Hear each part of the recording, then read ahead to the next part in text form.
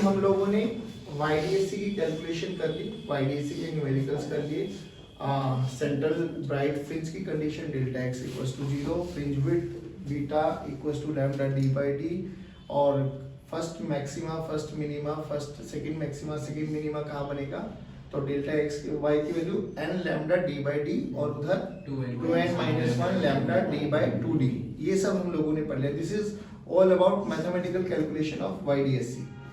अब YDSC का ना कुछ थ्योरी पार्ट्स देखो जो हमें समझ में आना चाहिए। सबसे पहले कि अगर हम लोग नॉर्मली, अभी हम लोगों ने देखा था कि दो सोर्सेज के बारे में डील कर रहे थे कि भाई एक सोर्स ये रहा आपके पास,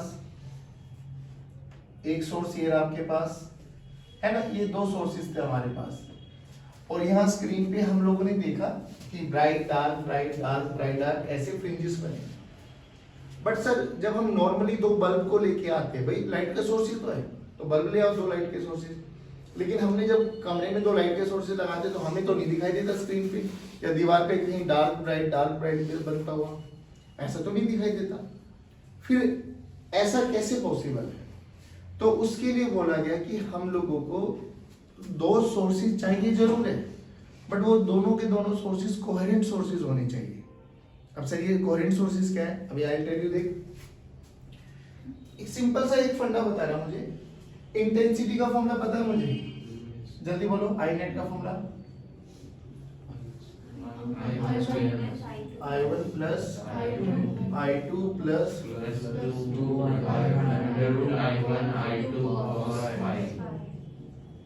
फाई का वैल्यू बोलो पक्का। अब डेल्टा x देख कैसे निकाला था, थोड़ा सा याद कर, मेमोराइज कर, तुझे पता लगेगा। भाई हमने बोला था सोर्स S1 यहाँ पर है, सोर्स S2 यहाँ पर है, और यहाँ पर हम लोगों ने एक P माना था जो यहाँ से x1 दूरी पे था और यहाँ से x2 दूरी पे था। याद आ गया कुछ? हमने बोला था कि इसकी कुछ एक वेव है जिसका a1 sine of omega t plus kx, a2 sine of omega t plus kx। फिर हमने क्या बोला था कि यहाँ पे x की वैल्यू को x1 पुट कर दो, यहाँ पे x की वैल्यू को x2 पुट कर दो, तो इसके बाद दो SHM आ जाएंगे और SHM को ऐड करना हमें आता है। जल्दी बोलो तीनों कंडीशन। सबसे पहले ओमेगा टी पॉजिटिव, हाँ वेरी गुड, साइन दोनों साइन होना चाहिए प्लस वन।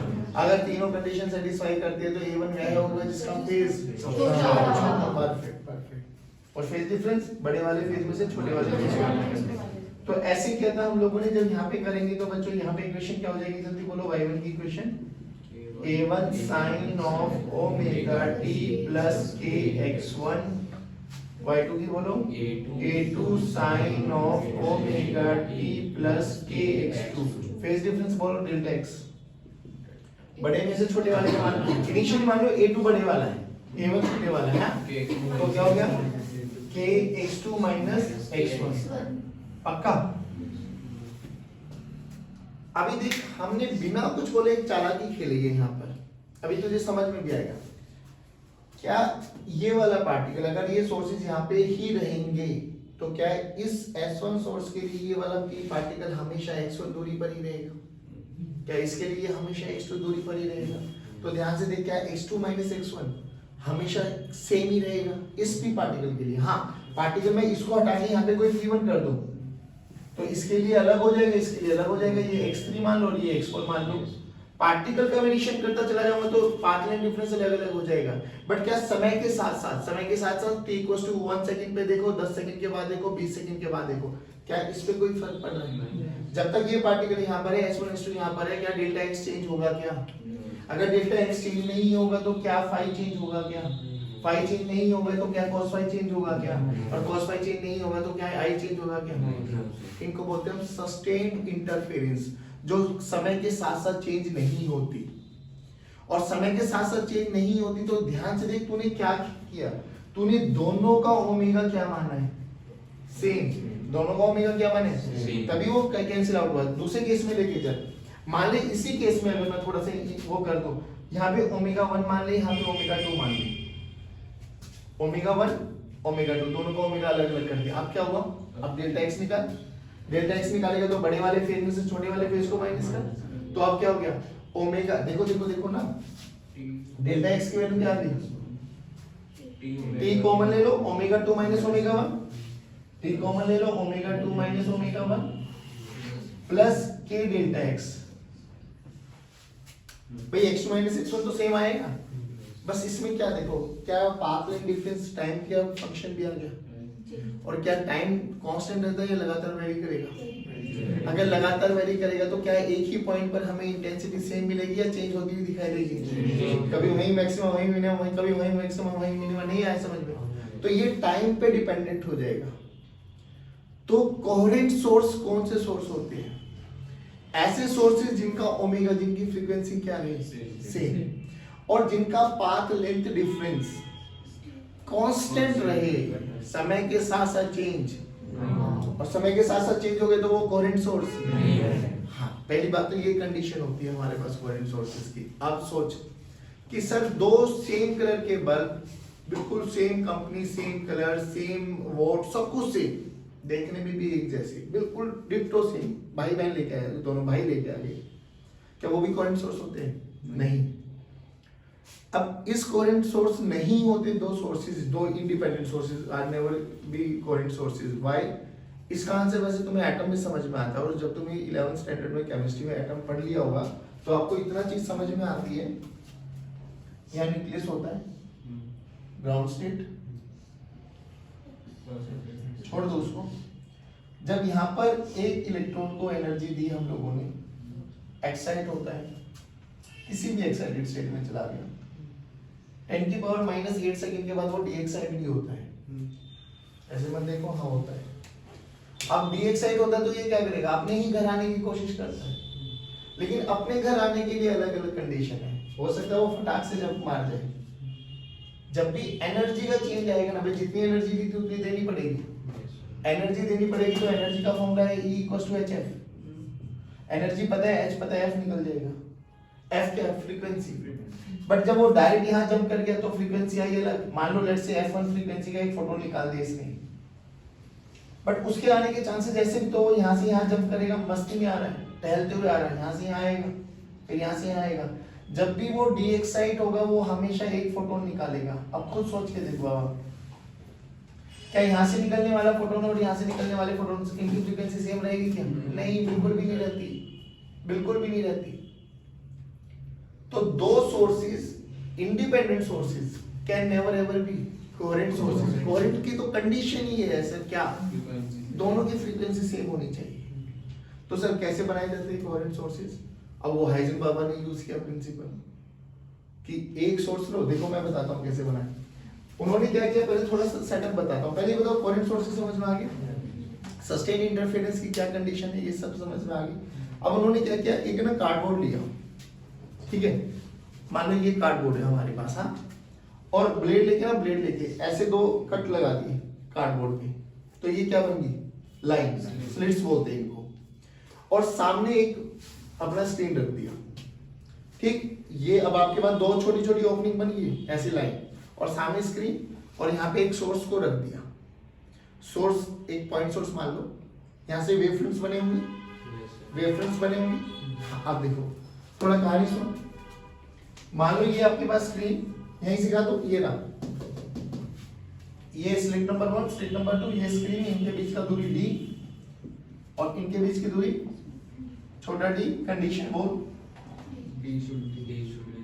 अब एक कंडीशन और सुन ले, लैम्डा क्या है? वो वाली लाइट जो हम इस पे इंसिडेंट करने वाले हैं। कंडीशन सुनिए आराम से, बहुत प्यार से। मान लो यहाँ पे सोर्स रख दिया बच्चों, ये कैसा सोर्स है? Point source. पॉइंट सोर्स के कारण वेवफ्रंट्स बता कैसे बनते हैं? बहुत बढ़िया जवाब दिया, स्फेरिकल। कैसे बनते हैं? यानी मैंने कब दे दिया, ये मास्टर मेरे दिल की बात समझ गया क्या? हाँ बेटे, ये स्फेरिकल। तो मनी मन में बोल रही थी ना स्फेरिकल, वेरी गुड। अब ये क्या करेंगे, आगे कौन प्रोपेगेट करता है? वेरी गुड, बहुत अच्छा जवाब। मत पढ़ो, ऐसे स्फेरिकल वेवफ्रंट्स आगे बढ़ते। हाइडल प्रिंसिपल याद है? अब देखो ये तो हमारे पास ऑब्स्टेकल है बाबा, तो जब ये वेवफ्रंट इस पे पड़ेगा, इनको तो हटाई दो,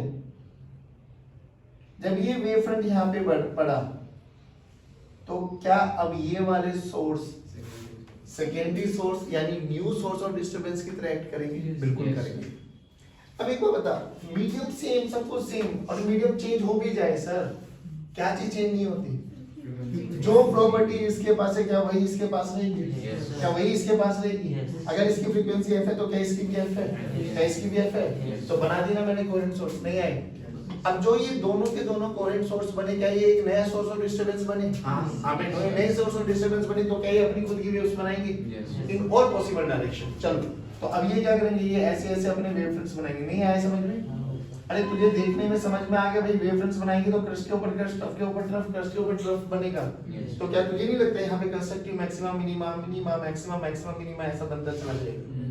तो आगे सुपरपोजिशन प्रिंसिपल हो, बात समझ में आई? तो कोहेरेंट सोर्स कैसे बनते बना दिए? YDC की कंडीशन याद कर ले, बड़ा D इज बड़ा देन छोटा D इज बड़ा देन लैम्डा। लैम्डा क्या? वो वाली लाइट जो हम इस पे इंसिडेंट करेंगे। और ये वेवलेंथ तुम्हें पता है, हम विजिबल रीजन में बात करेंगे तो 3800 एंगस्ट्रॉम से लेके 7600 एंगस्ट्रॉम के आसपास ये रहती है। एंगस्ट्रॉम बोल रहा हूँ बाबू, 10 की पावर, और ये होता है mm, 10 की पावर -3, और ये होता है मीटर। नहीं आया समझ में? तो ये रेशियो जस्टिफाई होती है हमारे पास। अच्छा एक बार बताओ, कोहेरेंट सोर्सेज के बारे में पता लग गया, कंडीशन के बारे में पता लग गया। अब सिंपल सी बात बताना मुझे, हाँ मान लो यहाँ पर हमारे पास दो सोर्सेज है बच्चों, ये स्क्रीन और स्क्रीन का ये सेंट्रल पॉइंट है, ठीक है, स्क्रीन का सेंट्रल पॉइंट। अभी हम केस नंबर 1 लेके चलेंगे। केस नंबर 1 क्या है कि जो भी हमारे पास लाइट आ रही है ना बच्चों, लाइट आ रही है, they are perpendicular to the plane of slits. Slit ऐसे थी, जब कार्डबोर्ड में काटेंगे तो ऐसे तो दिखाई देगी ना, और लाइट ऐसे जा रही है, नहीं आया समझ? तो light are perpendicular to plane of slit. Case number 1 ये है। तो केस नंबर 1 क्या है? जो लाइट रेज है, जो लाइट रेज है that are perpendicular to plane of slit। आप सुनिए एक बात बताओ मुझे, यहां से कोई भी एक लाइट को मैं इंसिडेंट कराऊं तो जितना रास्ता ये यहाँ से यहाँ तक आने में ट्रेवल करेगा, क्या ये भी यहाँ से यहाँ तक आने में ट्रेवल करेगा? तो डेल्टा एक्स की वैल्यू, डेल्टा एक्स जीरो कहाँ होता है? सीवीएफ। जहाँ डेल्टा एक्स जीरो हो जाएगा वहाँ सीवीएफ बनेगा। क्या सीवीएफ को ओरिजिन मानते हुए first minima, first maxima, second minima, second maxima and so on बढ़ता चला जाएगा? क्या मैक्सिमा के लिए जो y आएगा वो n lambda d by d की रेशियो से आ जाएगा, और मिनिमा के लिए क्या 2n minus 1 lambda d by 2d से आ जाएगा? पक्की बात। दो मैक्सिमा और दो मिनिमा के बीच के डिस्टेंस को क्या बीटा बोलते हो? वेरी गुड, बोलना आंसर, इसने बता भी दिया, लैम्डा d by d। बहुत बढ़िया बोले भाई, you guys are just amazing. क्या मतलब मनी मन में बोल देते हो, है ना? मतलब तुम्हारे और मेरे तार जुड़े नहीं, वो टेलीपैथी, टेलीपोर्टेशन को टेलीपैथी, हम उस ओरे में आ चुके हैं ना, एक दूसरे से टेलीपैथी मनी मन में बात कर लेते। मैं ठीक हूँ भाई, ठीक हूँ। हम नहीं समझ पाते आपके मन की। कोई नहीं बेटा, जब तुम समझ जाओगे तो फिजिक्स में तुम अव्वल पे आ जाओगे। तभी तो बोला है। हाँ सुनो बाबू, बच्चों आ जाओ। तो हमने बोला सबसे पहला केस है कि light is perpendicular to the plane of slit. अब मैं फिर कह रहा हूँ, हमें थ्योरी कुछ नहीं करनी है, अब इसमें न्यूमेरिकल पार्ट हम सारा कर चुके हैं। सोच यहाँ से इधर देख बेटा, सेंट्रल मैक्सिमा डेल्टा एक्स की वैल्यू 0, CDF सेंट्रल मैक्सिमा बोलो, सेंट्रल ब्राइट फ्रिंज बोलो, चॉइस इज योर्स। यहाँ पे किसी भी y दूरी पर हमें क्या यहाँ से x1 निकाल देंगे बच्चों? क्या यहाँ से x2 निकाल देंगे? और ये क्या मेरा एंगुलर पोजीशन हो जाएगा सेंटर से, ये वाला, this is your angular position theta. ठीक, हमें पार्शियल डिफरेंस निकालना होता है, तो वही कंडीशन कि जो कि ये और ये बहुत बड़े बड़े, मतलब ये कैपिटल D बड़ा देन छोटा d, तो ये तीनों की तीनों पैरेलल होंगी, तो यहाँ से एक परपेंडिकुलर लाइन ड्रॉ कर देंगे, तो ये हमारा डेल्टा x आ जाएगा। बच्चों जल्दी बोलो, किसके बराबर आएगा? d sin theta. सभी बच्चे बोलेंगे किसके बराबर? d sin theta. सभी बच्चे बोलेंगे d sin थीटा। ये सब कंडीशंस हमारे लिए आ गई थी और हमने इस पे अथाह न्यूमेरिकल्स कर लिया। अब मैं तुम्हें थ्योरेटिकल चीजें बताऊंगा, जो चीजें। बीटा का फॉर्मूला बोलो एक बार। अच्छा मुझे एक बात बता, अगर मैं यहाँ से इस व्हाइट लाइट इंसिडेंट कराओ, व्हाइट लाइट में जल्दी बता। नहीं मुझे एक बात बता, अगर मैं यहाँ से एक रेड लाइट और एक ब्लू लाइट को इंसिडेंट कराऊं, किस केस में बीटा ज्यादा होगा? रेड। क्यों? रेड का ज्यादा रेड का वेवलेंथ ज्यादा है और beta is directly proportional to wavelength. Point number 1। दूसरा एक बात बताओ कि अगर मैं इस एपरेटस को उठा के पानी में डाल दूं तो व्हाट अबाउट बीटा? बढ़ेगी, घटेगी या सेम रहेगी? सेम रहेगी। Very good. आप बताओ। बढ़ेगी। Very good. आप बताओ। स्नेल्स लॉ याद करो। sin I by sin R must be equals to mu1 by mu2 must be equals to v1 by v2 must be equals to lambda 2 by lambda 1। क्या mu and lambda are inversely proportional to each other?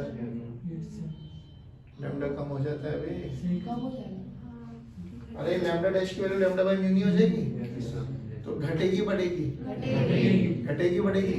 lambda घट जाता है बे, तो घट जाएगा तो beta की value कम हो जाती है। अब एक बात और बताओ, अभी हम बात कर रहे थे मोनोक्रोमेटिक लाइट के बारे में। मोनोक्रोमेटिक का मतलब सिंगल कलर।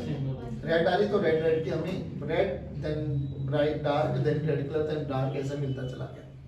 मैंने ऐसे व्हाइट लाइट डाली। White light is combination of, जल्दी बता, सेंट्रल ब्राइट फ्रिंज पे कौन सा कलर दिखाई देगा? CBF कौन सा कलर दिखाई देने वाला है? व्हाइट ही दिखेगा। बिल्कुल सही बोले, क्योंकि जितनी भी लाइट जाएंगी उनके लिए, सबके लिए कॉमन डिस्टेंस रहेगा ना यहाँ से। भाई ग्रीन जाए, ब्लू जाए, रेड जाए, तो सबके लिए डेल्टा एक्स की वैल्यू क्या रहेगी? सेम, मतलब डेल्टा एक्स 0 हो जाएगा। अरे बोल भाई, तो यहाँ सभी की सभी लाइट्स का कॉम्बिनेशन आता चला जाएगा। नहीं आया समझ में? पक्की बात। तो हमें अभी भी कौन सा मिलेगा? CBF व्हाइट कलर ही दिखाई देगा। बोल इतना समझ में आया? अब यहाँ से ना बहुत बेसिक सी चीजें पूछी जाती है। जैसे फॉर एग्जांपल हमने अभी बोला था कि जब YDSC का सेटअप बना रहे थे तो हम लोगों ने क्या बोला कि हमने कार्डबोर्ड लिया और कार्डबोर्ड पे ऐसे स्लिट्स बनाई, लाइट डाली तो स्क्रीन पे हमें जो शेप्स दिखाई देंगी फ्रिंजेस की, वो कौन सी फैमिली से बिलोंग करेगी? क्या वो स्ट्रेट लाइन दिखाई देगा, सर्कल दिखाई देगा, पैराबोला दिखाई देगा, हाइपरबोला दिखाई देगा, एलिप्स दिखाई देगा? कैसी शेप दिखाई देती है?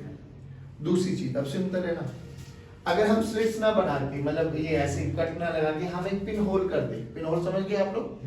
तो पिन होल कर दे तो हमें क्या दिखाई देगा? क्या हमें स्ट्रेट लाइन दिखाई देगी, पैराबोला दिखाई देगा, एलिप्स दिखाई देगा, हाइपरबोला दिखाई देगा, सर्कल दिखाई देगा?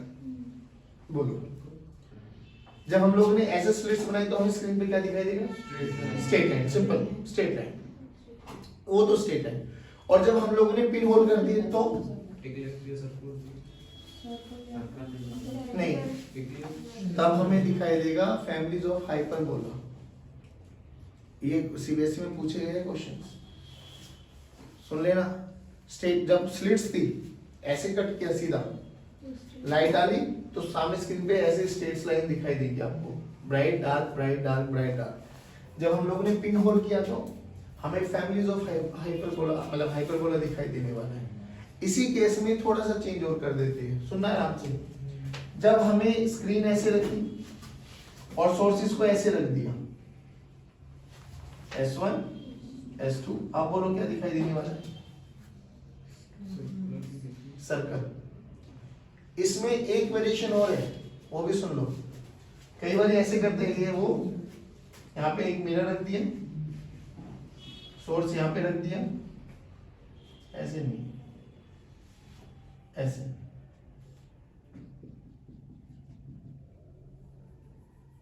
इसको ना ऐसे करो, सोर्स,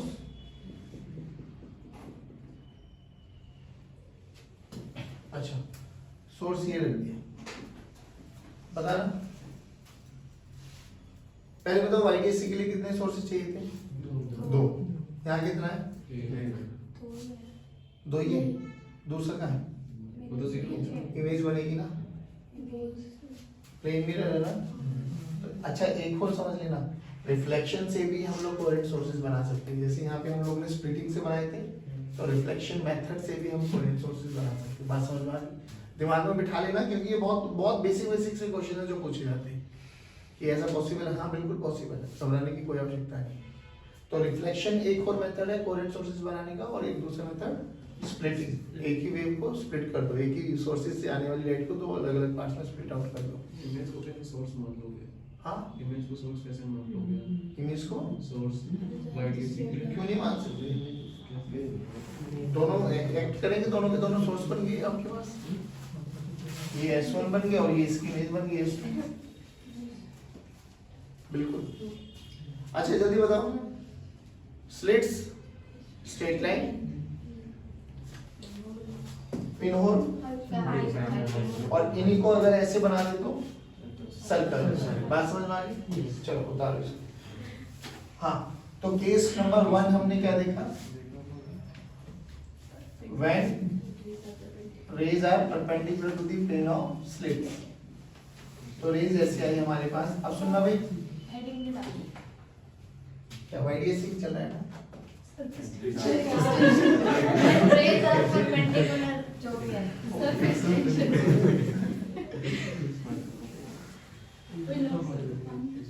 ठीक, आ जाओ दूसरा देखो, ये लेना ये वाला। दूसरा देखो, अब एक चीज बताओ मुझे, हमने इस केस में S1 और S2 को रेफरेंस सोर्स माना है। रीजन समझना, रेफरेंस क्यों बोल रहा हूँ? क्योंकि भाई रेज आ रही है हमारे पास, किसी भी इससे पहले किसी भी पॉइंट पर आ जाए, जितना रास्ता इसने ट्रेवल किया होगा उसने इसने कितना किया होगा। तो A B C D, A B पर भी पाथ लाइन डिफरेंस कितना है? 0। भाई जितना यहाँ से यहाँ तक आई होगी उतना ये भी यहाँ से यहाँ तक आई होगी, तो path line difference up to S1 S2 यहाँ तक क्या है? 0। पाथ लेंथ आना ही इंट्रोड्यूस ही कब हुआ? S1 S2 के बाद। यहाँ पर अलग अलग सोर्सेज है, लाइट कुछ इधर चली गई है, इधर इधर इधर इधर, तो पाथ लाइन डिफरेंस आना स्टार्ट हो गया। तो हमने इस केस में S1 S2 को क्या माना है? Reference source. क्या माना है? Reference source. क्या माना है? रेफरेंस। नहीं आया समझ में? दोबारा सुनो, S1 S2 के बाद हमने पाथ लेंथ डिफरेंस निकाला था, और अभी सुनना, और ये पाथ लेंथ डिफरेंस कितना आएगा बच्चों हमारे पास? D sin theta. ध्यान रखना इस चीज का। बट S1 S2 को रेफरेंस क्यों माना? क्योंकि इससे पहले तो कहीं पर भी पॉइंट मान लो ना, लेट्स से A भी मान लो, तो A से S1 कितना होगा उतना ही B से S2 होगा, तो पाथ लेंथ डिफरेंस 0। तो इसको काउंट करने की कोई जरूरत नहीं है। बोलो यार, नहीं है। ओके, अब हम ऑब्लिकली इंसिडेंस करा रहे हैं लाइट को। देख कैसे, ठीक, ये वही सोर्स S1, ये वही सोर्स S2। अब जो लाइट ऐसे आ रही थी perpendicular to the plane of slits, अब वो परपेंडिकुलर ना होके किसी एक एंगल पे इंसिडेंस हो रही है, मान लो ऐसी, और ये एंगल हमने मान लिया अल्फा।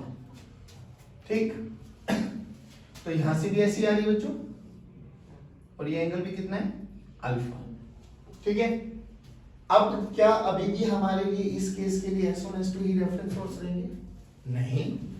देख कैसे, भाई ये कहीं से भी आ रही है लाइट है हमारे लिए, यहां तक तो सेम चीजें चल रही है, जितना डिस्टेंस ये ट्रेवल करेगी उतना डिस्टेंस ये ट्रेवल करेगी, है ना। बट जब ये वाली लाइट यहां पर आ गई है, ये तो यहीं तक पहुंची है, लेट अस सपोज इस पॉइंट का नाम डाल देते हैं एंड। तो ये वाली लाइट तो S2 पे पहुंच गई है, बट क्या ये वाली S1 पे पहुंच गई है? नहीं। तो पाथ लेंथ तभी से स्टार्ट हो गया है, तो अब हमारे लिए रेफरेंस पॉइंट कौन रहेंगे? And S2। नहीं आया? अरे बोल भाई। तो यहां से ये एडिशनल पाथ और ऐड हो गया हमारे लिए। इसके बाद क्या होगा? इसके बाद तो वही, ये सेंट्रल पोजीशन थी, मतलब स्क्रीन का सेंटर पॉइंट, यहाँ से ये दूरी वही जाएगा, यहाँ से ये ऐसे जाएगा, और ये हमारा एंगुलर पोजीशन होगा जिसको हमने नाम दिया था थीटा। यहाँ पर भी वही ध्यान रखना बच्चों इन चीजों को, ये थीटा। अब क्या होगा? अब दोबारा सुनो भाई, S1 S2 के बाद तो वही स्टैंडर्ड चीज है जो अभी तक करते आए थे। यहाँ तो परपेंडिकुलर लाइन ड्रॉ कर दो, तो ये तो कितना हो गया? D sin थीटा, है ना। और ये कौन है?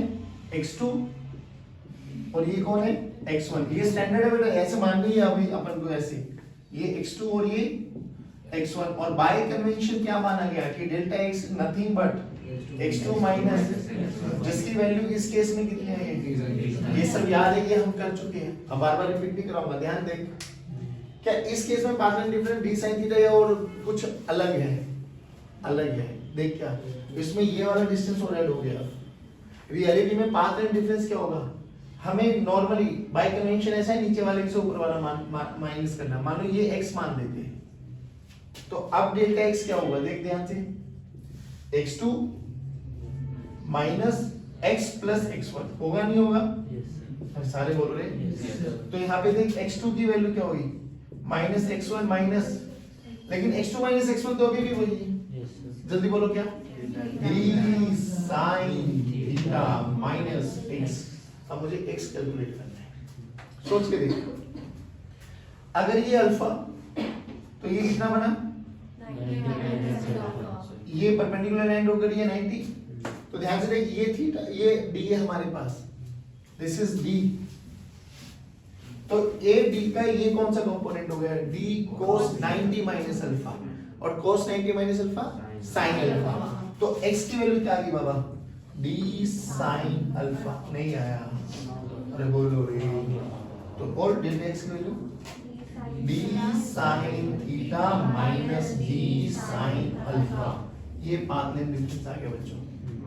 अब इस केस में जब हम बात कर रहे थे तो विल रियलाइज कि CDF यहाँ पे बना था सेंट्रल पोजीशन पर ही, सेंट्रल मैक्सिमा बन रहा था, दैट इज डेल्टा x यहाँ पे 0 आ गया था।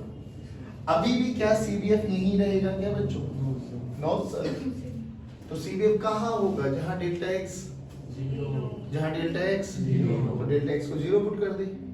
तो d sin theta must be equals to d ने d को, तो theta must be equals to, तो जितने एंगल पे ये लाइट आ रही थी उतने ही एंगल पे, मतलब यहाँ कहीं पर अल्फा थीटा के बराबर हो जाएगा तो CDF वहां शिफ्ट हो जाएगा।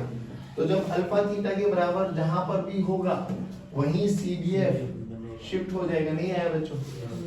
अब CDF के जस्ट ऊपर कौन बनेगा, फर्स्ट मिनिमा, फर्स्ट मैक्स, अरे CDF सेंट्रल राइट हो जाए ना, तो first minima, first maxima, second minima, और नीचे first minima and so on. बात समझ में आ गई? अब एक और देख, ऊपर से कर दो तो कोई दिक्कत नहीं है, फिर वही निकाल लेना, रेफरेंस पॉइंट सिलेक्ट कर लेना। मैं बस मोरल ऑफ द स्टोरी से क्या समझाने की कोशिश कर रहा था कि रेफरेंस पॉइंट हर केस में S1 और S2 होगा, इसकी कोई गारंटी नहीं है, चेंज हो जाएगा जैसे जैसे हम ओब्लिकली डालें। अभी तो ये था, अभी कल हम बात करेंगे ऑप्टिकल पाथ डिफरेंस के बारे में, ठीक है? चलिए आज की कक्षा यहीं समाप्त करते हैं। जय हिंद।